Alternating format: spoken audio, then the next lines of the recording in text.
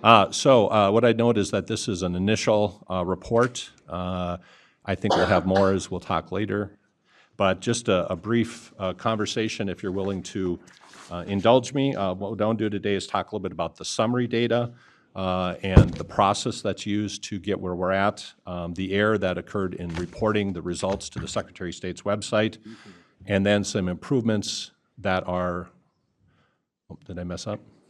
Improvements that are for consideration or that are already in work here. What I note is that we did have a series of small things that basically added to the ingredients, and then with the instructions or the work that staff did, we created a recipe card for an error over multiple weeks, and I want to give you a good review of that. I'll start by not burying the lead. The good news is that at the end of the day, election results were accurate. Nothing changed from election night to the canvassing, but what occurred is that we had a reporting error. So while we kind of were watching a little bit of a frantic kitchen in an essence, everything came out at the end the way it was expected to be and should be. With that, let's talk a little bit about summary data for you, just to put things in context. As you know, Sherburne County operates with 35 precincts. We therefore have 35 polling locations. In addition, we had one absentee mail-in tabulation machine. That's for the mail-in and the drop-off absentee ballots, and that's called an ICC, and we'll talk a little bit more about that. And then for several days, we had two absentee direct voting machines, one in Elk River City Hall and one in the Sherburne County Government Center. Of note, we did not have one in St. Cloud City Hall this year, and a couple of you heard about that. And so that's something that we'll always be looking at as a possibility in the future. So the actual results. You can see the voter registration as of 7 a.m. that morning. That voter registration roll will now be updated over the next several weeks to reflect current voter registration. In addition, we had of 65,000 and some registered, a very high turnout of 58,000 voters voting. In person, the day of voting, that's in the precincts, was 42,000 and a few. Absentee voting was just over 16,000, of which 7,470 were mail-in absentee ballots, and the rest were direct balloting of absentee ballots at either Sherburne County Government Center or at the Elk River City Hall. The initial process in our review as part of our auditing identified the following. First of all, that all ballots were properly received and properly secured. At no time was chain of custody lost. In fact, it was maintained from the election judges to the central office here and are now, of course, in a secured area. In addition, I want to emphasize that party balance was utilized where it was required. There was at no point that we did not meet the standard for party balance. In addition, all tabulations were completed and were documented. Election day voting results, there's kind of three what I'll call baskets of results. So you have the election day voting results at the precinct. Those are what you'll often hear is the tape or the summary card, and that's phoned in on a secure line to our central server here and then utilized in the upload to the Secretary of State. Then, of course, the physical ballots are returned here as well as the tapes and the summary information. Absentee ballots that were mailed in or dropped off were all here. They were tabulated here and are secured here.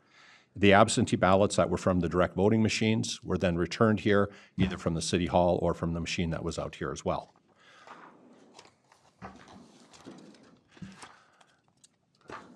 Perhaps most importantly for the board and for the community is that all of the summary tapes confirm that the local totals, when I say local, that's the totals here, match the precinct totals and match the ballots that we have in custody. There are no significant discrepancies, and there are no significant changes from the initial election night totals. I say significant because there were always one or two that we'll talk about that either get reviewed or looked at. And when I talk election night, I want to make sure that includes the next morning because that's when Becker Township was uploaded. Then we are very pleased to report that all state laws, timelines, and procedures were met by Sherburne County. There's a reason they're called unofficial results, and that's, of course, to let an auditing process occur, and we did engage in that audit process. Ideally, I will be honest with you, I wish we would have done the audit, started it on Wednesday, but because we were here till 5 a.m. on Wednesday morning, staff took some time to recoup and started the audit process Thursday morning. It was on that Thursday morning that we noticed that as part of the audit that there was a reporting error to the Secretary of State. That is a reporting error or uploading of the results. It is not a change of the actual results here locally. We then entered into procedures that are laid out in addition with the Secretary of State following to correct that reporting error, which was then reported on corrected on the 7th of November. So, what went wrong? This is a reporting error. What it means is that, as this headline I think reminds us, sometimes the report doesn't match the results. A tie is not a win, and in our case, the reporting errors were not reporting the accurate results. Specifically, to understand the error, we're going to go back and cover a few process and technical things for you, and we're actually going to go back to public accuracy testing. So the public accuracy test is to test the equipment and the procedures utilized to compile the election results. And again, you have election results coming basically in those three baskets. There are similar tests used for the precinct tabulators. Those are the ones that are out in the precincts. For the direct voting tabulators, those are the two machines that were at the Elk River City Hall and here, and for the mail-in or drop-off tabulator. When we talk about the ICC tabulation or the scanner, that is the picture to the right. It is literally a scanner hooked up to a computer that is not connected to a network or the internet. It is a standalone system. It is secure. If you look at the bottom, that is in fact one of the securities. It's a key fob that specifically is used to secure that particular server. The equipment was tested according to the state requirements. In fact, all equipment was tested as part of public accuracy testing on 2 weeks of October, the 15th through the 18th, and the 21st through the 25th. On the 25th of October, the Secretary of State reset their election reporting system, and it was on that date that we, of course, were in efforts to reset our election equipment as well. So that means that everything that goes out on the precinct tabulators is zeroed out, everything in the office is zeroed out. So, why do we use that testing, or what you might hear called the test decks as we reported it?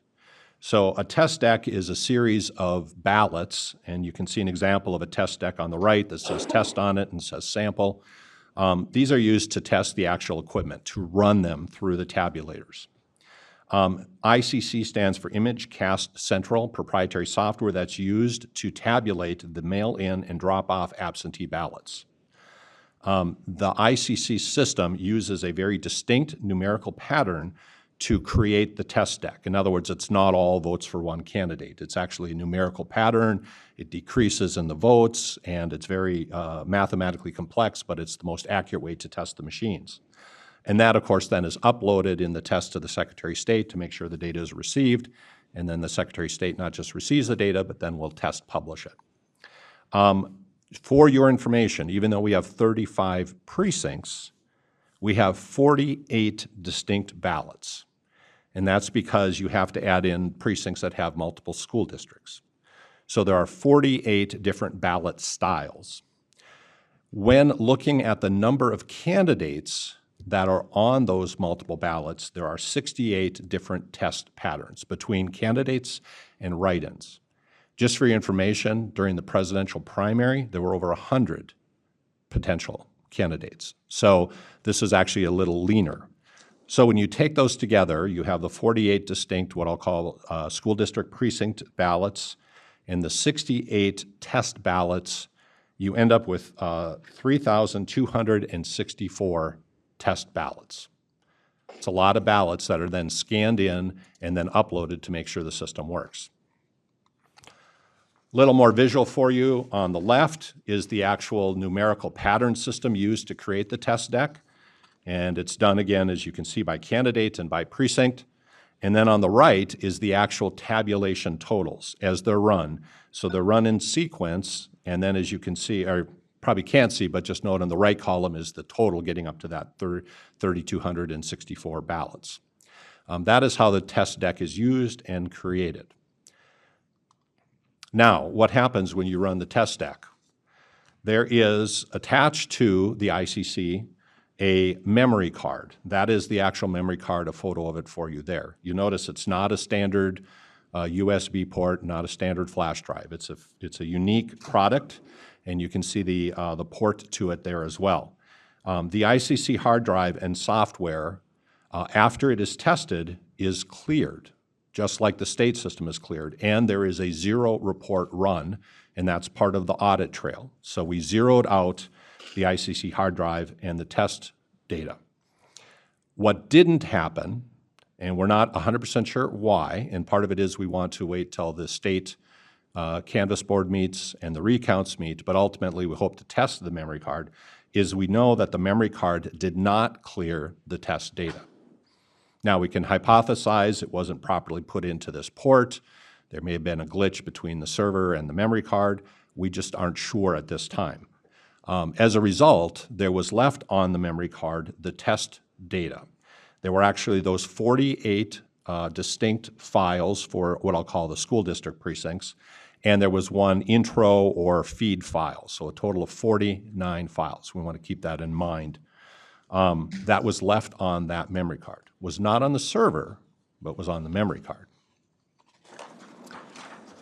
Then we switch and we talk about the mail-in ballots themselves to help understand a little more on the context. So on the left, you can see the application to receive an absentee ballot.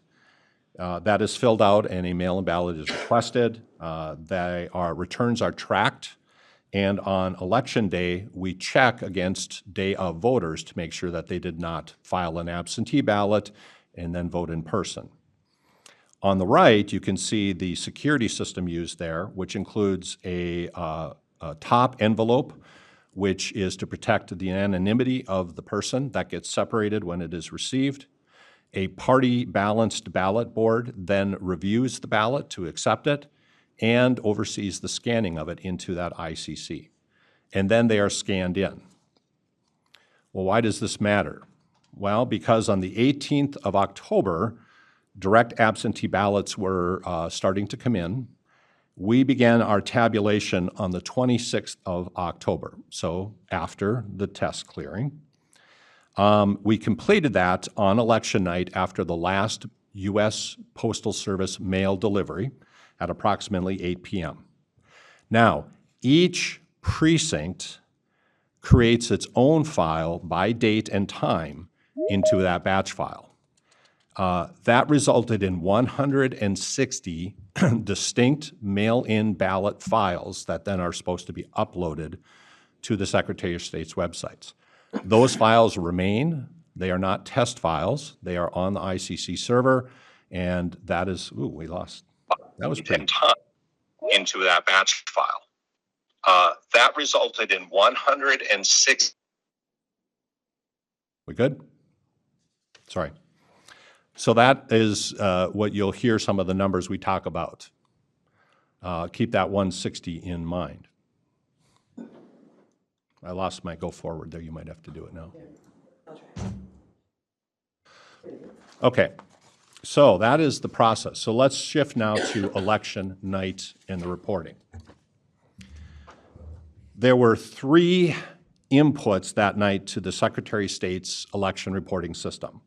Or three inputs that go to the Secretary of State. The first is the precinct results. Those are, again, on our secured election server, and those are inputted to the Secretary of State's election reporting system.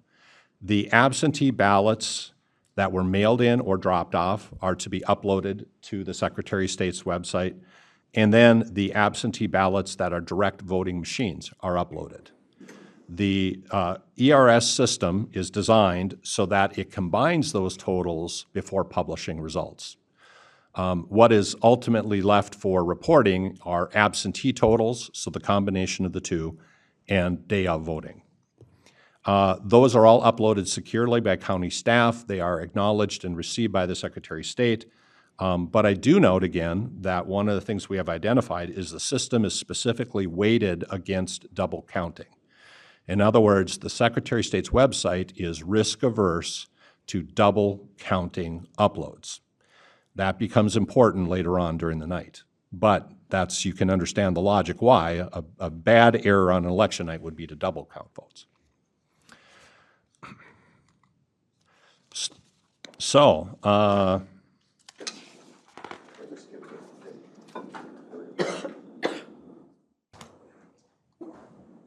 first upload.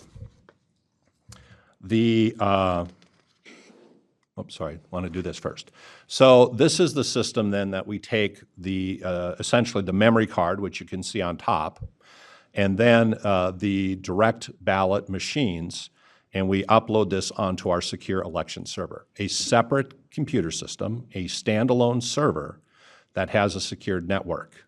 Then we go to a different computer system, log into the secure website on the Secretary of State's website, and then we're allowed to upload from the election server. So those local results are either transmitted from the precincts or they're loaded onto this server, and then they are uploaded into the secure election server. So what happened? The first upload occurred, I'm just going to say approximately 9 p.m. We do have the date timestamp. Uploaded very successfully were the election day voting results. About a third of the precincts, specifically if you want to write down 11 precincts, were reported with the first upload. Along with that, the absentee ballots received from the direct voting machine successfully uploaded. What we failed to upload was the absentee ballots from the mailed in or dropped off ballots. That X, if you go to the bottom of the screen, is what we now have identified most likely happened. The upload from the memory card, after we loaded the 160 distinct files, because the test data was there, the test batch data was actually what was uploaded. So we have confirmed the 160 files were copied to the memory card, but because of the use of a subfolder called election results, the 49 files were uploaded. Now remember, those 49 files are across all precincts, but the rest of the data was only 11 precincts. So when the results came, it identified 11 precincts as having been unofficially fully counted. It held back the other precincts, including what I'll call the test data. But that was the first upload. The second upload happened fairly late that evening, where we were able to upload the remaining precincts except Becker Township. So that's an additional 23 precincts. We had already uploaded those absentee ballots, and they sit in the back end of the state system until there is something to report. And we attempted to fix the absentee ballot issue because it was identified that there was something off on our local totals to the state totals. And so what the attempt is a quick review by staff and our contracted vendor were a false assumption that of the 160 actual files, 49 were properly uploaded and the others were not. The correlation was not made that the 49 were the test data. So they attempted to upload 50 through 160. So that was the attempt. Ironically, the Secretary of State's website did not accept that because it zeroes out to avoid that double counting. Remember, there was already data from the 49, so it wasn't 49 here and then add the rest. It was 49 across all precincts. So as a result of that, the second upload was now accurate for Election Day voting, absentee voting, for direct voting, but again, we don't believe that it reflected the mail-in votes.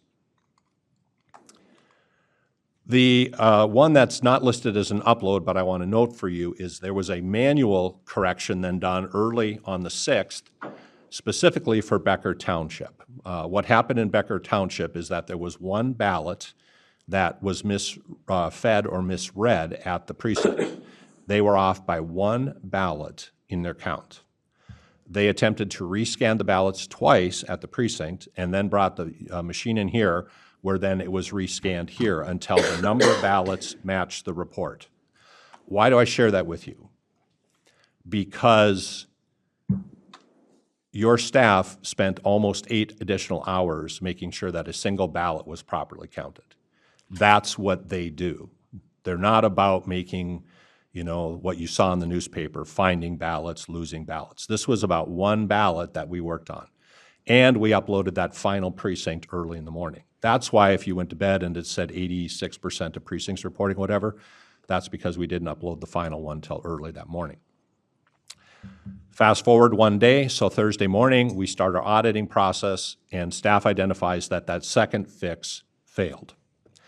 So we contacted the Secretary of State's office as well as the contractor. They went through and identified the problem, identified when it occurred, and they identified that their correction failed. They then worked to clear completely the mail-in ballot section of the Secretary of State's website, so you wouldn't have that overwriting issue. And they reloaded all of the data that we had here locally that hadn't changed since election night, just did not get uploaded. When they did that, we had the correct results. They trued up, and there's a 10-minute delay before they publish those results. During that time, I contacted you, a couple of you, at least the chair, vice chair, let you know what was going on, and then Lorraine contacted the candidates who were most affected by the upload.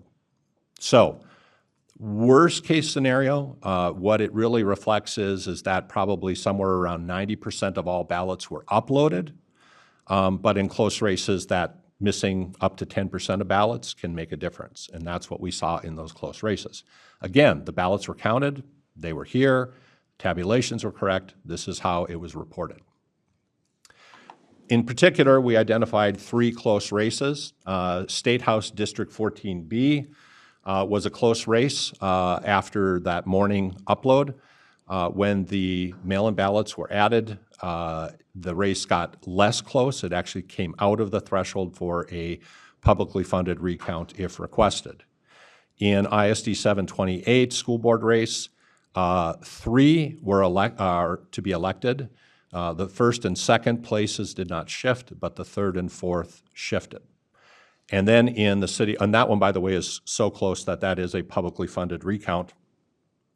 And then in the third place, the city of Baldwin, the 4 city council members were to be elected, 2 for a 2-year term and 2 for a 4-year term. In one of those races, the second place and the third place shifted. And the shift was from 10 votes ahead to 25 votes behind.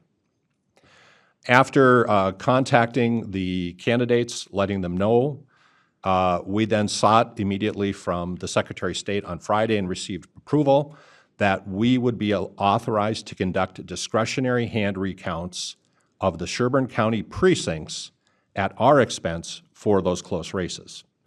The Secretary of State made it clear, however, that we also have to pay for their time. So there is a cost associated, but we did not feel that for those candidates who were affected by our reporting error, that it should be incumbent upon them to pay for a hand recount of the Sherburne County precincts. For ISD 728, that is already within the margin for a public recount, we have offered to assist the school district with that recount and reimburse the school district for the Sherburne County precincts under the same premise, that the school district doesn't have, while it has to conduct the recount for all of that district, we feel it is not incumbent upon them to cover the Sherburne County precincts. So, today is the post-election review. Tomorrow will be the hand recount, discretionary recount for the City of Baldwin City Council position. It was requested by the candidate, and we have complied. On Monday, the 25th at 10 a.m., we will have a hand recount of the Sherburne County precincts for Minnesota House District 14B. Again, that is outside the threshold for a publicly funded recount, but we have offered to conduct it for the 4 Sherburne County precincts.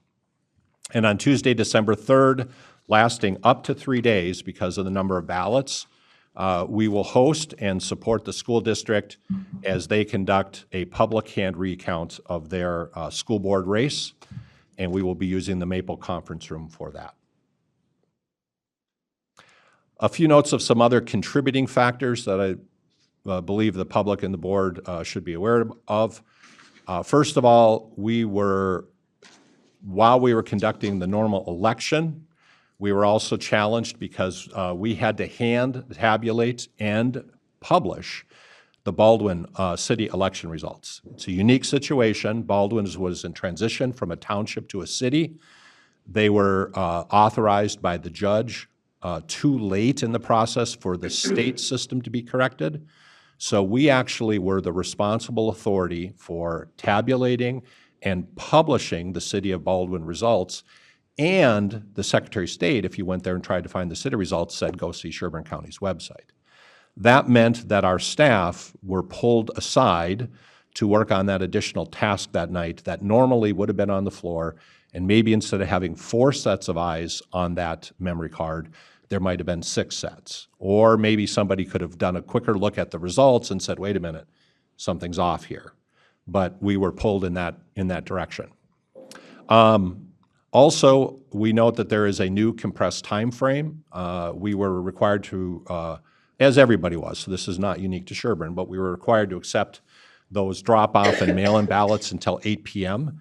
So it compressed that particular function. Used to be a 3 p.m. deadline, and back when in the day, there was up to like 5 days for some Uakawa ballots to be counted. So the state wants everything more timely, more accurate, but there's a compressed time frame. At the same time, we have check-in processes for precincts. And so again, we were limited in who was overseeing and double-checking, and we missed the opportunity to triple-check. We also have noted that our on-site contractor was new to the election process, and even though we had contract support by phone, we're not aware that the phone support was engaged that night for that attempted fix. And then a little bit on history and expectations. As you know, Sherburne County had a delayed reporting at the last presidential election because of so many absentee ballots. And I think that there honestly was a desire to make sure that we were timely in our reporting, and that may have contributed a little bit to our approach. So for future discussion and improvements, and some of these are tech-based and some of these are human-based, so process and equipment. The first is that we will ensure that all ICC test files are properly labeled as test election results, so we don't have that double writing on the memory card, and obviously if it happened, it wouldn't happen on the hard drive as well. Part of that is process, and part of that may be going back to the vendor and requesting that the software be uploaded. We also believe that there is an opportunity to ensure that the ICC memory card is properly cleared after the public accuracy test. Obviously, there's procedures, so we not just assume it's done because it's plugged into the port, but we actually physically test it separately. There may be a possibility that zero-out test can be, the software can be written so that it not only zeroes out the main drive, the hard drive, but also the memory card. So we'll be following up with the vendor on that as well, and I'm guessing the Secretary of State will require a procedure. And then something else that we identified is if the memory card was bad, and we cannot say it is or isn't until after we are through with the recounts and we do a physical audit of it, there may be value in having a second memory card that is also tested, also cleared, and is simply a backup. For example, we have 2 ICC scanners. We used one. One is a backup. The memory cards for the precinct tabulators have 2 cards because they're in the field. Might be worth the investment to have it so that if it was actually just simply a bad memory card, then we would have a backup. So those combinations I think will be exceptionally helpful in the future.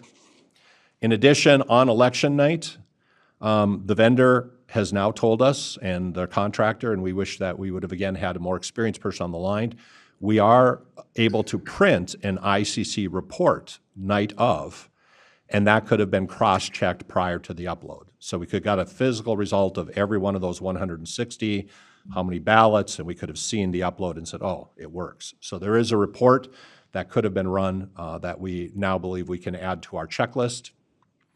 In addition, we do believe we can contact the Secretary of State and see whether or not their system can be flagged, so then when there is a duplicate batch file detected, or it's identified and omitted, that there's a flag back, hey, something's wrong.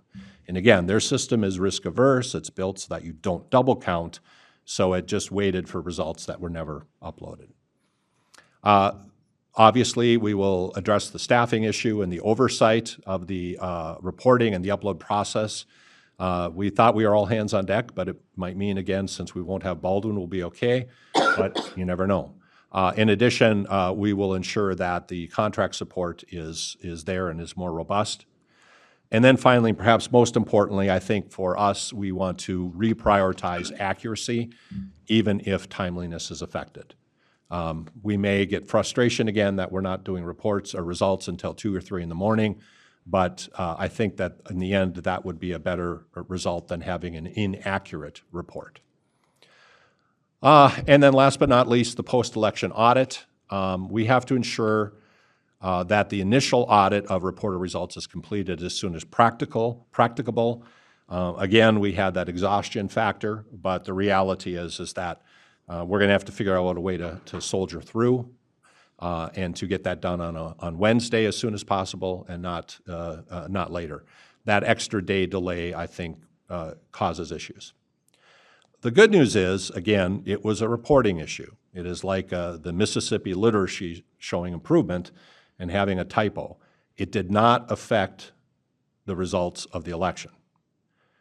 The risk is it could be a Buckner-esque error in the future that we obviously want to avoid. Now, I'll share with you when I was in high school, Duluth Central in football, we're competing against our arch rivals, the East Greyhounds. And, East was the better school. And, and if you remember back in the day, and I know I'm old, but the way that sports used to be reported was they'd send a camera person out to one game, they'd take a little bit of footage, and then they'd go to another, and then they'd go back quickly, and they'd try to upload the video. Well, when the cameraman was there, we were getting our butts kicked. At the end of the game, we actually came back and won, and it was a big deal. I mean, we're like, woohoo, we beat those Greyhounds, go get them. So those of us who got home were excited to watch the sports at 10:25, in the evening and see it. And back then, the way sports were reported is somebody would call in the score to the studio. Well, somebody called in, but between the call-in and the person reporting it, who probably was also cutting the video footage and saw East winning, transposed the score. And so we're all there watching the news, and here comes that East wins. East beats Central. Boo. And it was very frustrating. We felt that something was stolen from us. We felt that there was some joy that we were deprived of. It didn't affect the outcome of the game. It didn't affect the outcome of the season. It was what it was. It was a reporting error. We stole some joy from some people. We failed in our job. So this is not meant to be an excuse. This is an explanation. We expect that we will have additional reporting and auditing that will occur. And we deeply regret that we let you and residents down by having that reporting error. We are thankful that it did not affect the outcomes, but on election night, there were people who believed the reports were more than unofficial and believed that they were more accurate than they were. With that, I'll take any questions. Mr. Chair. So I just want to recap a couple of things. One is, with the exception of the one ballot in now Baldwin City, I guess, when the initial reports were printed, the summary reports, the tapes, those have not changed from election night, correct? And that includes the only exception was a Becker Township ballot, not a Baldwin ballot. That's what I meant. I'm sorry. Yeah. Becker Township ballot. And I don't remember 2,500 some votes, Sherlyn, and it went up by, Yeah. And that was a weird case because the bipartisan election judges knew how many ballots were handed out, but the machine was off by one, and it was a torn or folded ballot that we just couldn't get to go. But with that exception, the tapes are the tapes and the ballots are the ballots, and they were not changed. Well, I think that's an important point, right? The results never changed from election night, right? The reporting that happened Obviously, it has been thoroughly investigated. But I think the other another thing that's important to point out is there's a procedure and a process for finding such an error. It's unfortunate we didn't find it sooner, but there is a procedure for doing that, and that error was found in that procedure as it's supposed to, correct? That is correct. Yep. As soon as that error was found, the county was proactive, because you and I had this conversation, with going out to the candidates themselves, going out to the Secretary of State and requesting that we do that additional hand count at our expense for transparency, that we contact party officials, and that we set up this particular meeting as part of a board meeting, so it's part of the public record, so there is clear transparency on what happened, correct? Correct, with one clarification. We really don't proactively communicate directly with the party. I did. I understand. And that's what I'm alluding to. Yeah, and that's because most of those races were nonpartisan. Yeah. We responded to party inquiries, but our obligation was to contact the candidates directly. And this is my frustration, and it is, I spent the next 2 weeks correcting incorrect and misleading information coming from, frankly, mostly from either officials of or state representatives of the Republican Party. And I want to say one thing here. These positions are nonpartisan. That doesn't necessarily mean the people in these positions are nonpartisan.